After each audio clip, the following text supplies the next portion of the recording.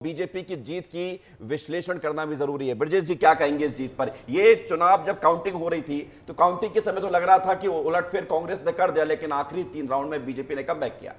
नहीं, देखिए, इस चुनाव में पहले दिन से लगा था बीजेपी जीतेगी, क्योंकि आमतौर पे जो बाई इलेक्शंस होते हैं बीजेपी जीतती है, मगर जीत इतनी आसान भी नहीं थी। जैसे कि आप बता रहे हैं कि लगातार उतार चढ़ाव होता रहा और आखिर में जाके आखिर के 3 राउंड में लगा कि चुनाव फंस गया है, कुछ भी हो सकता है।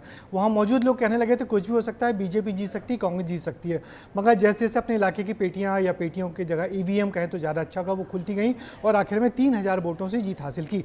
मगर इस चुनाव का सबसे बड़ा मैसेज ये है कि पूरा छिंदवाड़ा, हम छिंदवाड़ा की बात करें कि छिंदवाड़ा में लगातार 2 जीतें दर्ज की बीजेपी ने।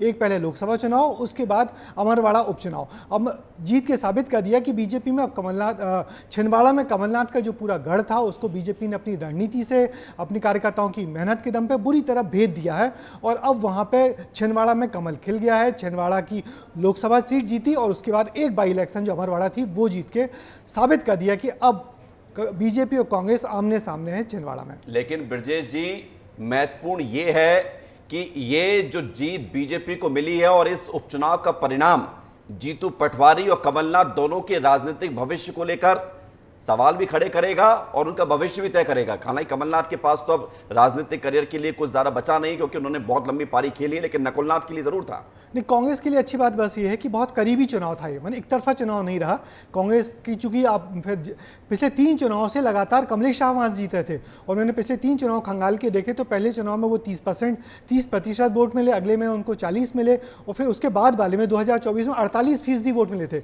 मैंने लगातार उन्होंने अपनी जो लीड है उसको बढ़ाई है, ज़्यादा से ज़्यादा वोटों पर उन्होंने कब्जा किया है।